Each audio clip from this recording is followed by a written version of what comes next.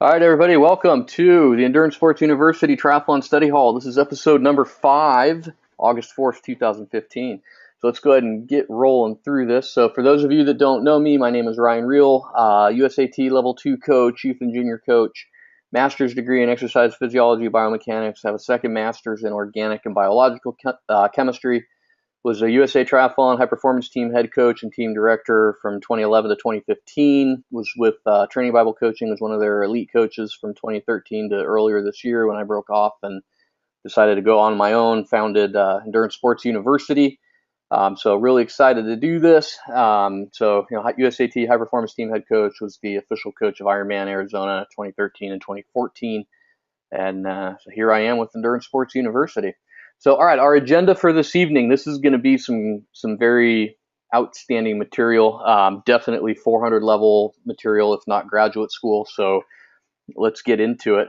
Short presentation on training and racing in hot and humid conditions. I'm pretty sure that just about everybody who doesn't live in San Diego is going, wow, it's really hot. If you ask Christy, she would tell you it is humid here, but I think that there's some more humid places out there. So we're going to cover that and then ultimately roll into the question and answer session. So let's go ahead and get started. So heat stress, racing and training in the heat. What does that exactly mean? What are the basics and the details of it? So normal body temperature, roughly 37 degrees Celsius. Okay, now a lot of this is pulled out of peer-reviewed journal articles, and when I went through graduate school and got the master's degree in the exercise physiology, the biomechanics, everything in the peer-reviewed sources and in the scientific literature is using Celsius. So this equates to roughly 98.7 degrees, just to kind of give you a general idea. All right, so from there, the big thing we need to know, exercise increases heat production, right? And that makes sense. We can be sitting on the couch and be perfectly comfortable. If we jump up and we run a mile as fast as we can, we're expecting our body temperature to increase. So that's common sense. The rate of heat storage inside your body is a positive thing, meaning the rate in which it is accumulated is positive. It continues to increase and increase and increase until it hits a critical limit, which is 40 degrees Celsius or roughly 104 degrees Fahrenheit.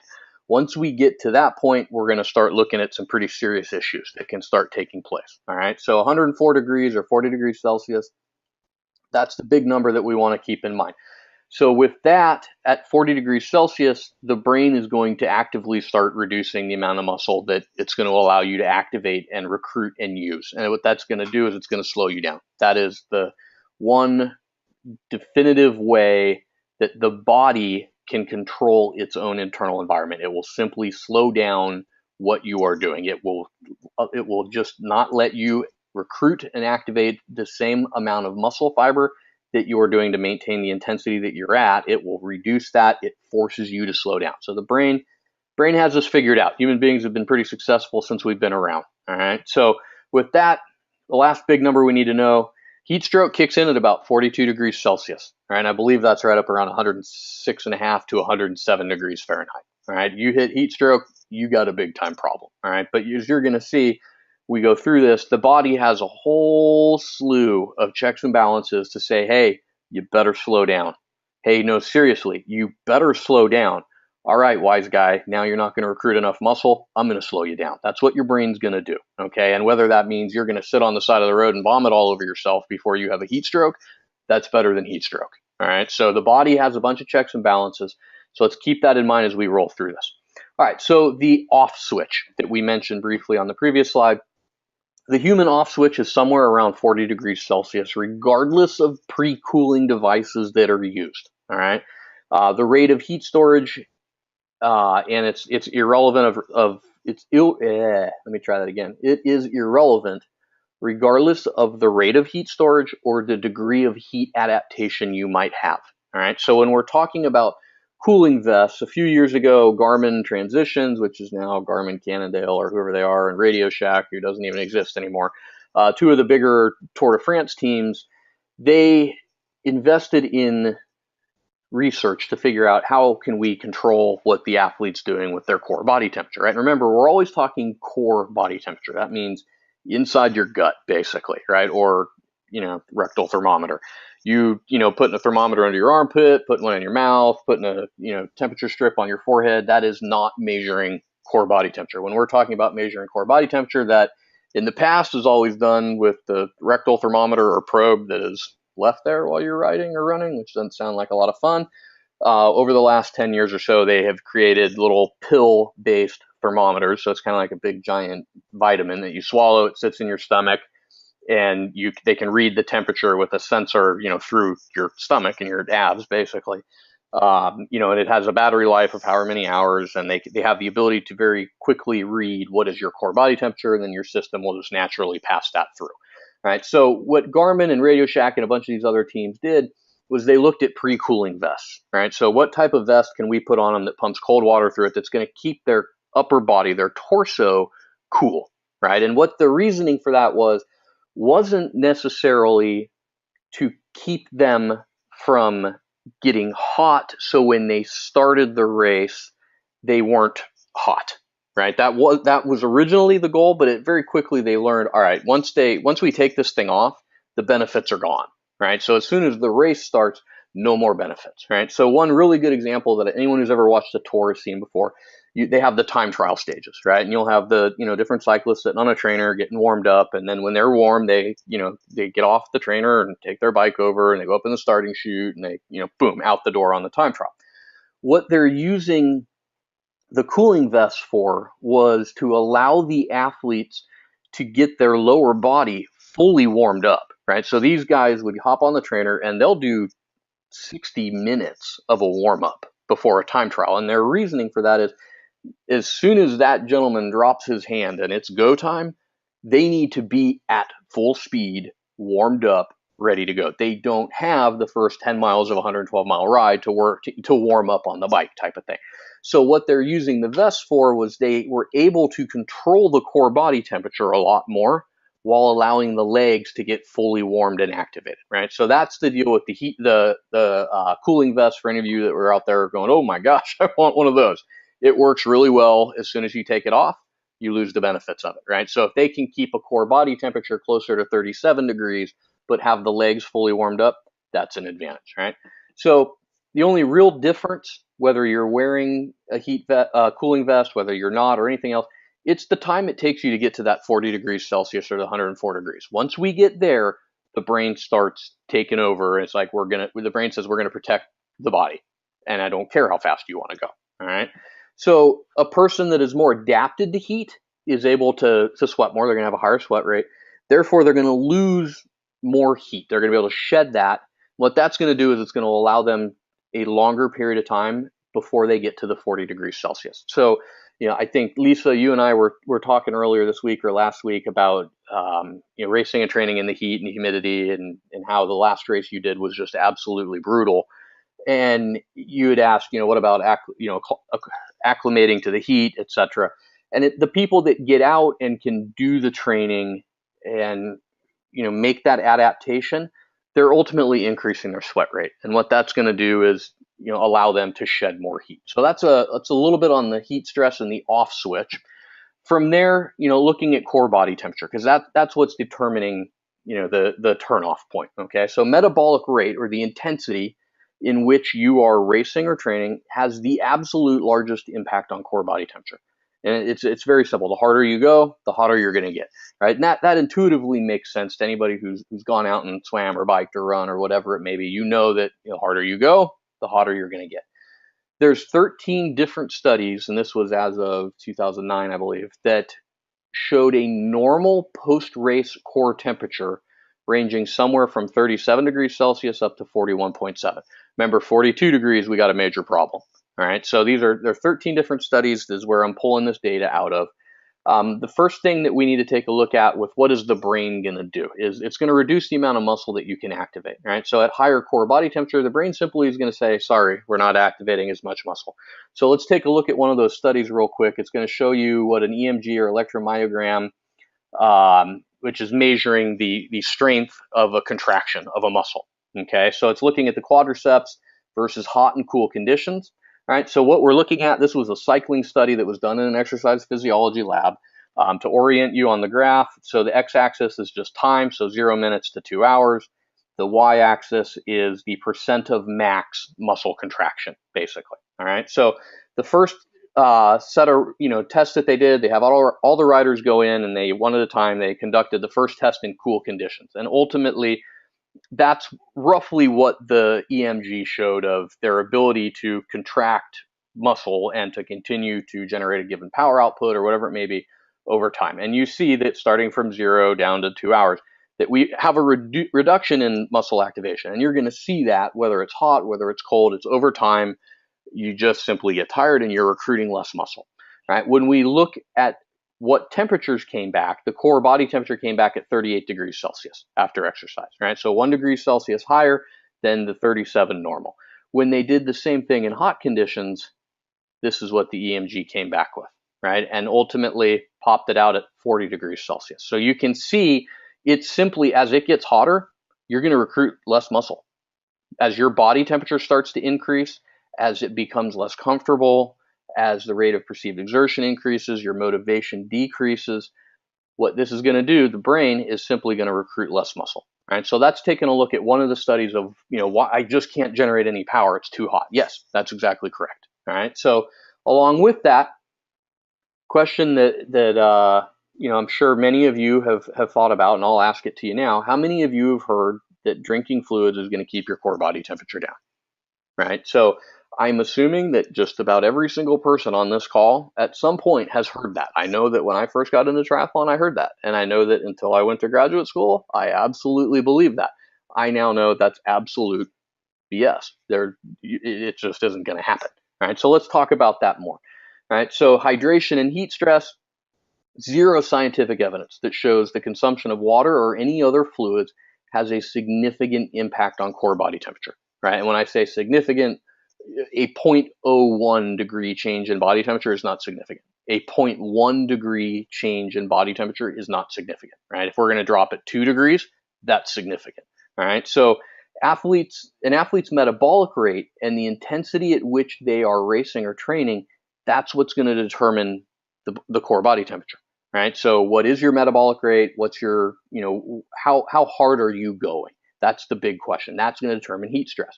So when we look at hydration and reducing core temperature, let's think of it this way, right? So if you're out, on the bike, on the run, wherever it is in the middle of an event, and you're going, holy cow, it is unbelievably hot, and you get to an aid station and you grab a bottle of ice cold water, right? Let's assume that it's straight ice cube, right? And you're like, I'm going to chew up some ice and I'm going to drink that down. I'm going to swallow it because that's, frozen water and that's going to cool off my body temperature.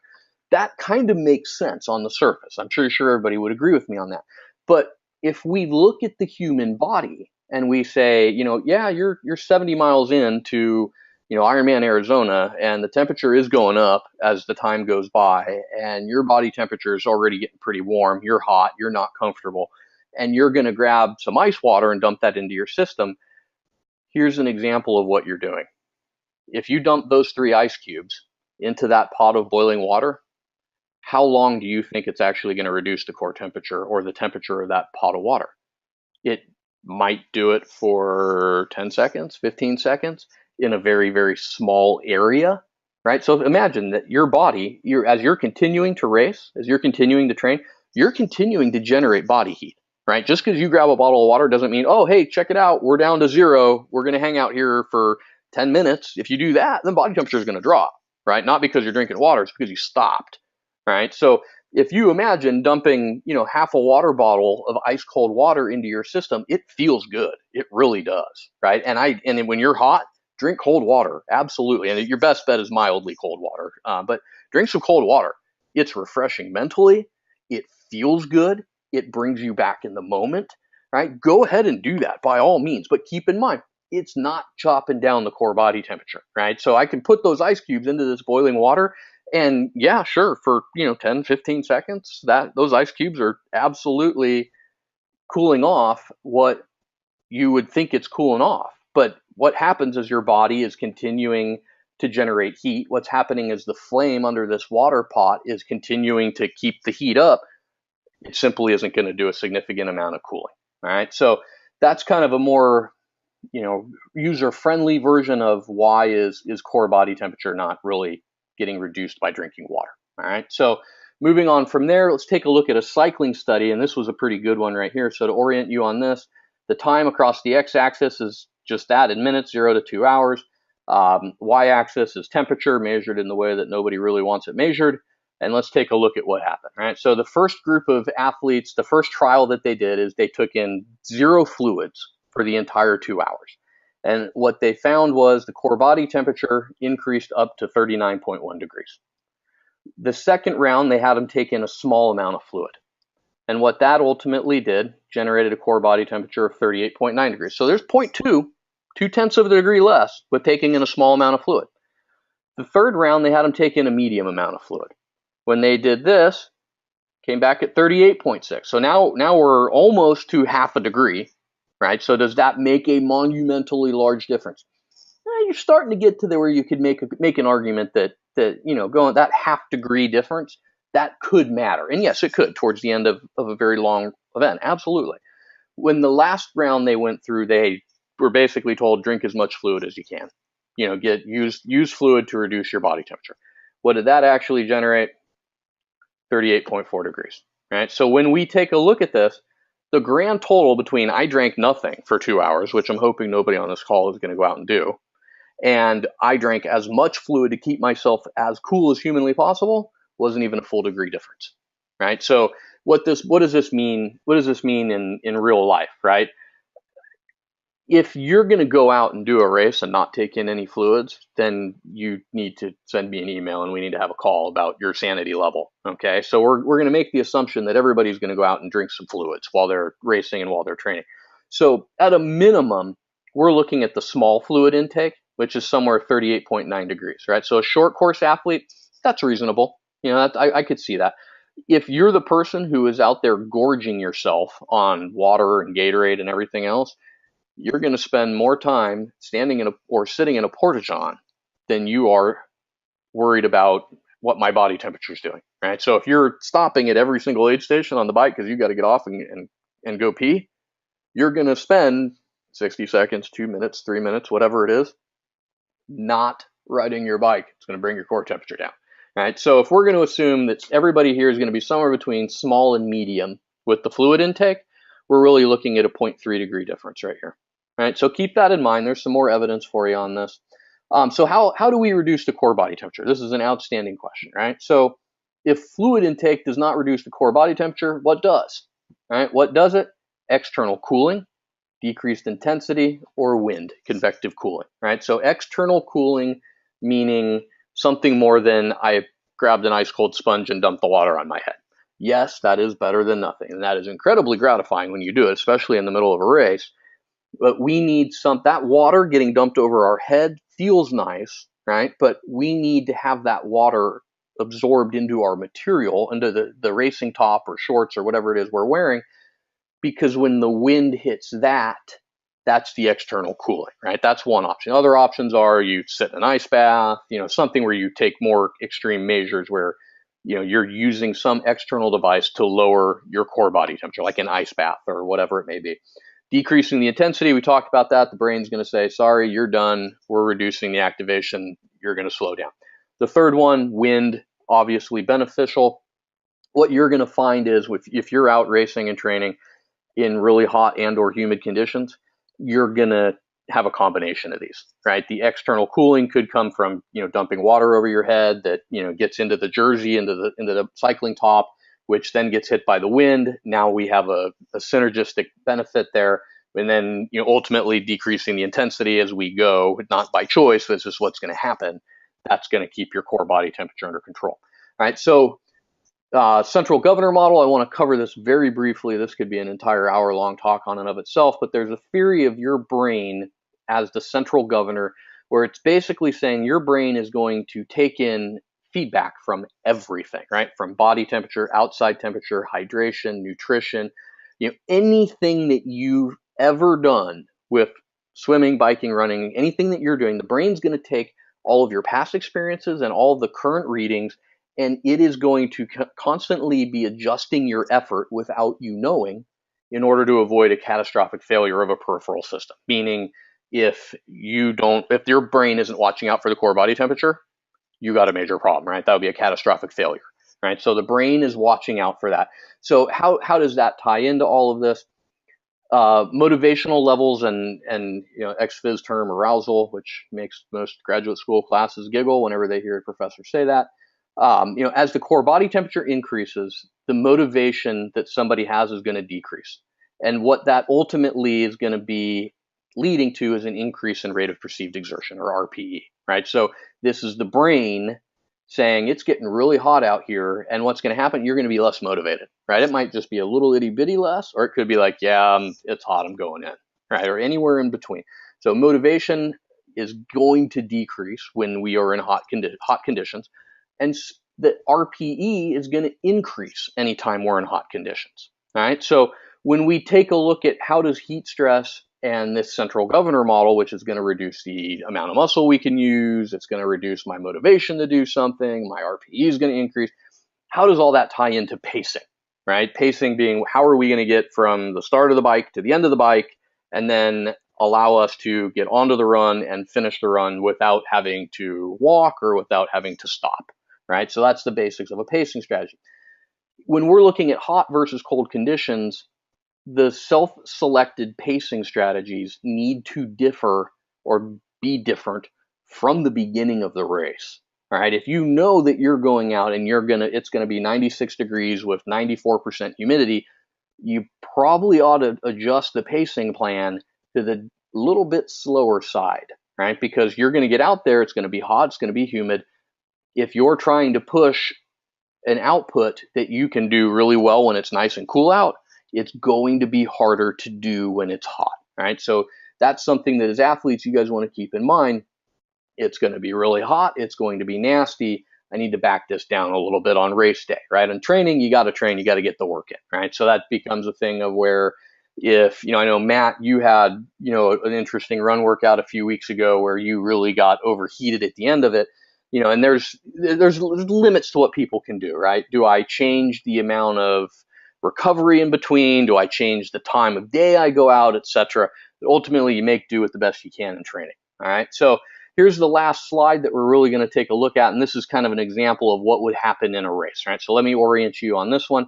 So we have a known distance of some sort, right? So this is going to be a running example, so we'll say it's a half marathon, okay?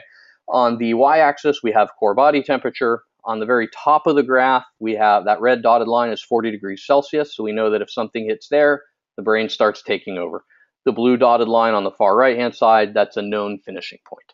All right, so what we have happening, someone gets out onto the run, and they're going to start running at whatever pace they're running, all right? And let's say that it's just looking like that blue line that just came across. That intensity, in combination with everything they've done on the bike or anything previously, is going to generate a given body temperature. And then as we transition from bike into the changing tent or transition, we get our running shoes on, and then we head back out to run. As we start running, that's going to start increasing our body temperature one more time. So what we have happening is if an athlete maintains a given speed, right, or a very small range of speed, body temperature is going to increase like this red line that just came in. It's just going to start increasing. If we continue to run at the same pace, body temperature will continue to increase right along with that, right? So we're going to get to a certain point where if we keep going, we're going to have a physiological failure, right? You're going to overheat, you're going to be sitting on the side of the road, okay? So what happens is part of the central governor model is the anticipatory response, right? So the brain is saying, all right, this is the speed we're running at, this is our core body temperature, we have this much further to run, we've done 15 half marathons before, so we know what we're looking at, and we're starting to get hot. If we continue at this pace, our body's going to start accumulating more and more heat, and we're going to have a problem, right? So what the body is ultimately going to do is it's going to start to decrease the muscle activation. It's going to keep you from hitting that 40 degrees Celsius or higher of the physiological failure. So what's going to happen is the running speed is going to decrease a little bit. All right. So a lot of people attribute this to, I'm not in good shape, I can't run well enough, or whatever it is. In part, that's it. But also the body at some point is going to go, hey, slow down just a little bit. Just a little bit. Let's buffer and let's not get going to where our body temperature is going to create a physiological failure. So what happens when we decrease our speed a little bit, we're going to see a decrease in the rate at which heat is being added to the body, right? So that's now indicated by this red line that's now bending down and a little bit to the right. right? So then we will get to some point in the run to which we know, all right, we're 3 miles away. We know we can push this, and the brain's going to take all the past experiences, all the sensations, temperature, nutrition, hydration, everything that is going on race day, and it's going to make a decision. All right, let's open this back up, right? And your brain's doing this. It's not up to you. It's your brain that's taking this over. So what's going to happen is we get to a known point. This could be the last 3 miles, could be the last half mile, could be the last 100 meters, whatever it is. We're going to see just a gradual end spurt is what it's called, to where we're just going to start slowly ramping up the pace to where we're going about as hard as we can go when we cross the finish line, right? So with that, we're going to see a corresponding increase in body temperature, right? So I'm pretty sure everybody out there has gone out on a run or a ride, they finish, they come inside, and then they get really hot all of a sudden, right? And that's because the body temperature is going to continue to increase slightly after we're done doing the actual training, all right? So, throughout the whole thing, RPE is going to increase as temperature and humidity increases with it, right? So that's one thing that we got to keep in mind. We know that going into the race, so that's something to just keep in the back of your mind. So what's the bottom line with heat stress and pacing? Hot conditions are going to alter the pacing strategy, which is most likely in line with the central governor model that we briefly discussed.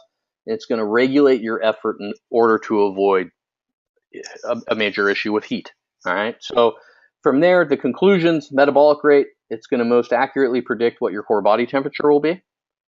Fluid intake does not drastically reduce core body temperature. And number 3, we can increase core temperature with increased core temperature, we see the following happen, right? Increase in RPE, decrease in muscle activation, mental confusion, lack of motivation, right? And remember the 3 ways to cool it down. We cool it down by external cooling, reducing the intensity, or wind, right? Those are the 3 ways that have been proven to reduce core body temperature. All right, so that's the end of it. We're going to open it up to question and answers. All right, just so you guys know, the next Triathlon Study Hall call is going to be next Tuesday, August 11th, same time, same station. The registration link is right there. That's a mobile-friendly link, so if you're going to share it, please share that link. Give me a day or so to get it up. Should be ready to roll pretty shortly. And then those of you that don't know about the membership program, one of our newest features here at Endurance Sports University, we are super excited about this. Outstanding program. Make sure you check it out, especially self-coached athletes and athletes on a budget. This program was designed specifically for you. Get your 2-week free trial. Go to the link that's listed there, or just go to Endurance Sports University. You'll find it under How We Help Athletes. MPro-2-weeks, get you 2 weeks for free. So, all right, let's open it up to some questions. Questions can be about any topic you have. Lisa. Hi. How are you tonight? I'm well, thank you. Outstanding. What's your question? Okay, I've been struggling with this question all summer. I've trained all winter on the treadmill for running. And my pace was great, and as soon as I got outside, it translated to a fast outdoor pace, so I was thrilled. However, now that it's hot and I started running outside exclusively, my times have slowed down significantly. I stopped training on the treadmill.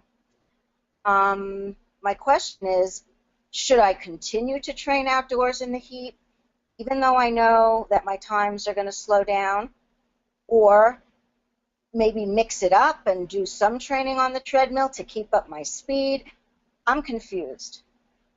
Lisa, that's a great set of questions. So what I would tell you is, let's go with the mixture, right? So a treadmill and an indoor trainer are outstanding tools for when the weather is bad, and it's also an outstanding tool for intervals and for doing some very specific work, whether it be cycling or whether it be running, where we don't have to worry about all of the external outdoor factors that play into this, right? So we don't, when we're on a bike trainer, we don't have to worry about cars, stop signs, stoplights, potholes, the curb, stuff like that. We don't have to worry about it. When we're out running on the treadmill, we don't have to worry about turns, stop signs, stop lights, other people, stray dogs, cars, etc. Right. So in the context of how do we create a blend so that we're getting the benefits of running outside? Because that's the one way that you will adapt to being in the heat, is to be in the heat. There's no other way around that, right? So doing some of the runs outside and doing some of the runs inside, phenomenal idea. And that's exactly what I would have told you. So what I would say, anytime that we're doing some specific speed type sessions, then, like something on a track or something with some very specific intervals that are, zone 4 or higher, let's say, that's a great thing to do on a treadmill, right? Because remember, we get a fan aiming on us, we have air conditioning or climate control inside, and we can just simply focus on getting the work done. Where if we're going for an aerobic run, or something like your run on Thursday, I believe has the 1 minute intervals mixed into the middle, right? That's something you can do that on the treadmill, or you can do that outside. That's not an issue, right? If we do something where you're on the track, right, where we're doing 400s or 800s or mile repeats or whatever it is, get inside and do those, right? So the more aerobic style runs, I would go ahead and do outside when you can, because it's going to help with the adaptation to the heat. Does that make sense, Lisa?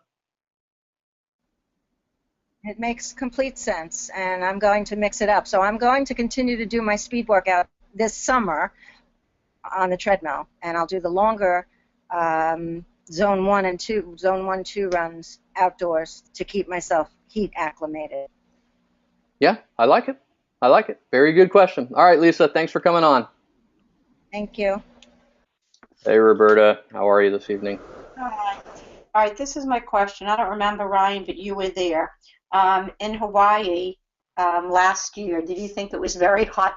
I know I got to the run late at night, but I remember it being still very warm, and yet I had no problem on the bike or the run compared to other people that were better than me in racing. And I thought the difference was, don't laugh, was the stupid Coca-Cola.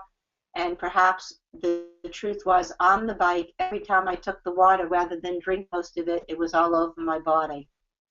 So I don't know, was it the Coke that was the magic cure, or was it the water and the wet clothing? And I just kept on keeping my clothing wet.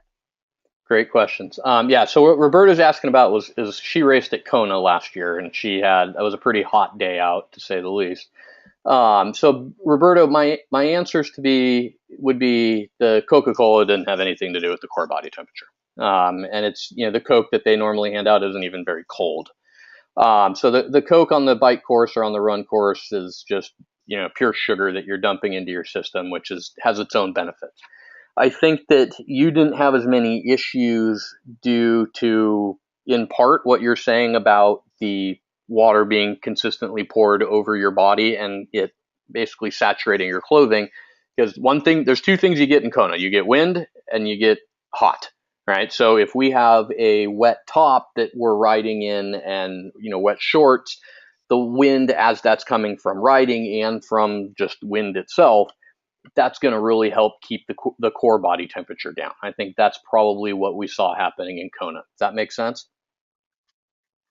I'm going to believe that's what it was. Although I will tell you, the Coca-Cola was with ice every time. I made sure I made the cocktail. I took 2 cups. But you're telling me that the coldness of that fluid going down was not going to be significant if it was with the ice or warm. Yeah, it wouldn't make a difference. It might have, if assuming that you were able to swallow it as an ice cube, let's say, right? I mean, if you could imagine taking, that small little Dixie cup or Gatorade cup or whatever of Coca-Cola, freezing that and just swallowing the whole thing down, you're dumping that into a system that is your body that is at least at 98.7 degrees. And at that point in an Ironman, especially in Kona, your core body temperature is going to be up over 100 degrees without any doubt in my mind. So if you took that ice cube and dumped that into a pot of 100-degree boiling water, it's not going to do much for it. What you said before. Now, the other thing, however, that I find I have to do is I always wear a hat instead of a headband because I like to keep the ice on my head, even though it feels like a brain freeze, and down my shirt. Now, the ice does help keep the core body temperature down. That was the other thing, putting ice in my shirt and on my hat all the time.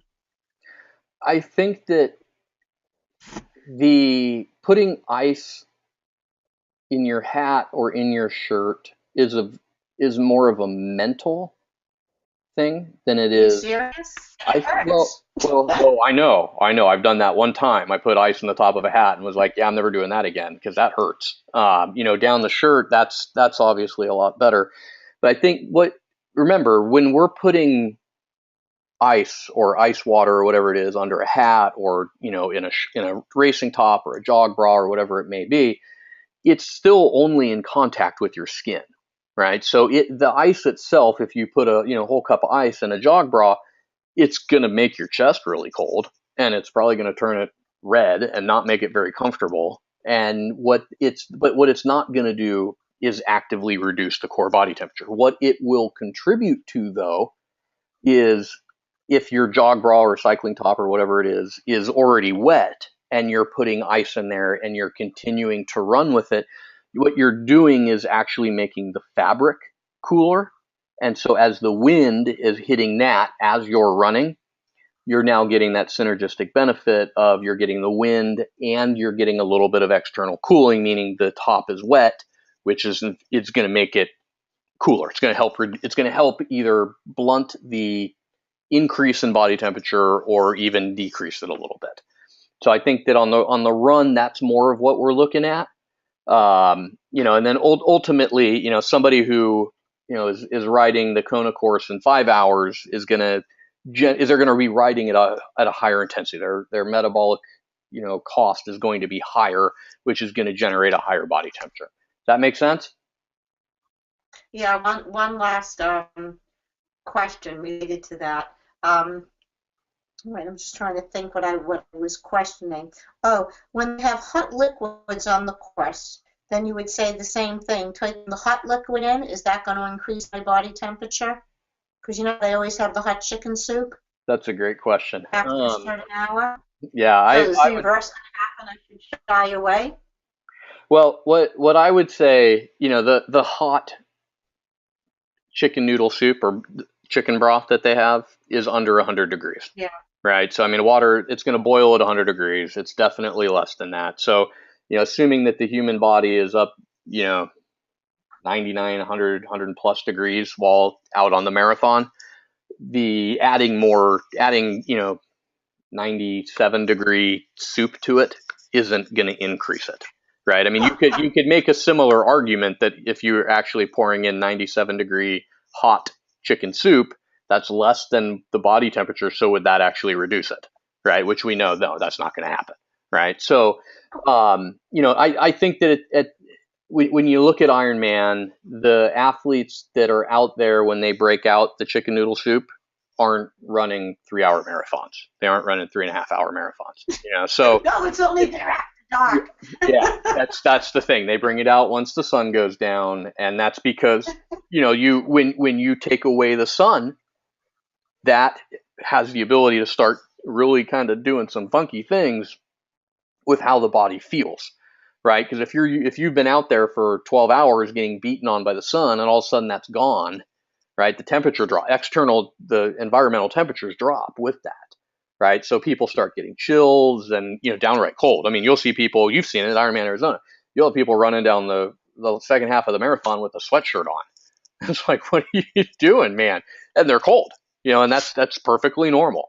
So the chicken noodle, that's their it provides some nutrition, it provides electrolytes, not that we really need them at that point, and it's just more of a mental thing, in my opinion. So, that makes sense.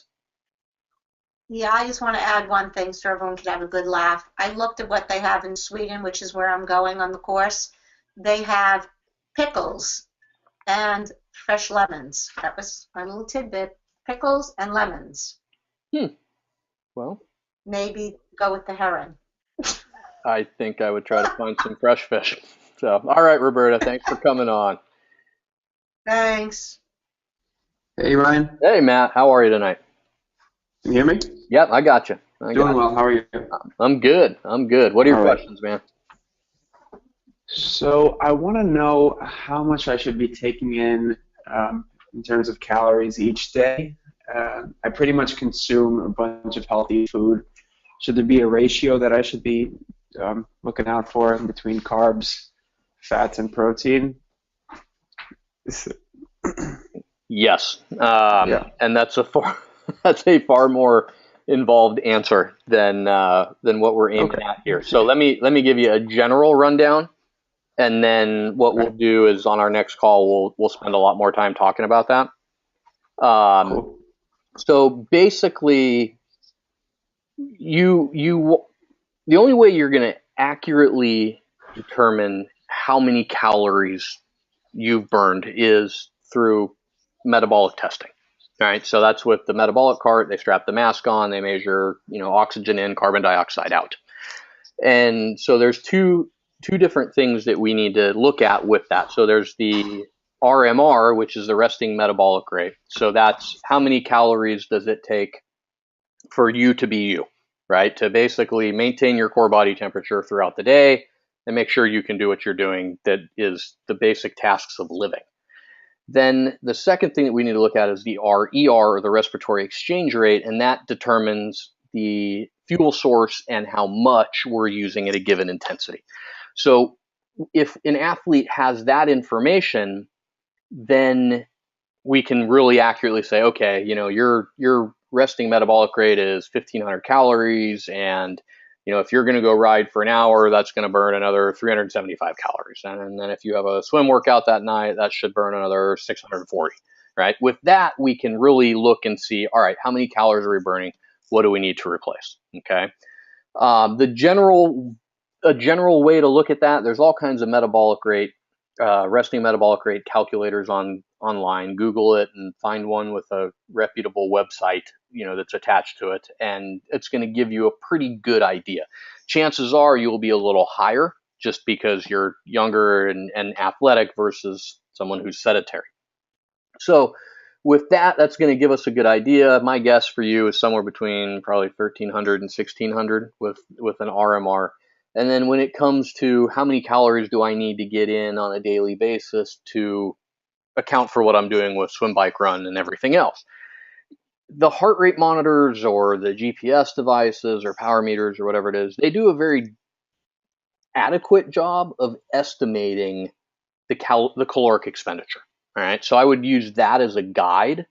But in general, you with the recovery food or recovery meals, something that's within ideally 30 to 60 minutes post training, we want to have a ratio of at least 3-to-1 with carbs to protein, more ideally 4-to-1. Right, so we're going to be carbohydrate friendly or excessive post workout, right? And the reason being, there's an enzyme called GLUT4, GLUT-4, which is a glucose transporter enzyme that basically is going to take that food, the macronutrients, mainly carbohydrates or glucose, and it's going to transfer it from the system into the muscles that we just use, into the muscle cells, right? So that 30-minute window immediately after exercise, that's when the concentration of GLUT4 is the highest. So post-workout, we want to definitely be 3-to-1 or 4-to-1 carbs to protein, okay?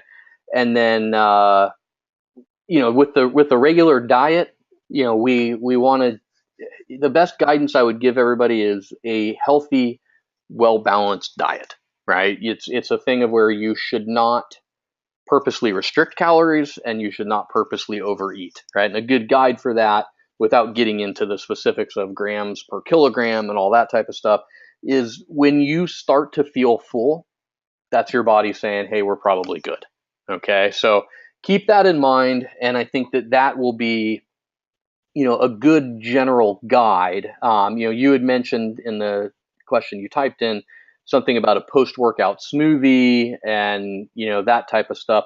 What I would tell you with the post-workout smoothie is make sure that you're getting the carbs into it, right? And it's easy enough to create a smoothie that has a bunch of fruit in it, strawberries, bananas, whatever it may be, that has a ton of carbohydrate in it, right? If you want to add some protein powder in, go for it. It basically is going to pass right through your system, more or less. So just keep that in mind, and I think that's going to be the best guidance, off the top of my head. Does that answer your question, Matt? That was great. Thank you. All right, Matt. Thank you. All right. Let's see. I think we got Roberta had some comments. Yep, Roberta mentioned the Metabolic Efficiency book by Bob Seibehart. Great book. Absolutely great reference. So, all right, guys. Thanks for coming out tonight. I appreciate it. The next study hall call is next week. It's going to be on Tuesday, August 11th, same time, same place. Give me 24 hours to change the link that's on the screen, and I will see you guys next time.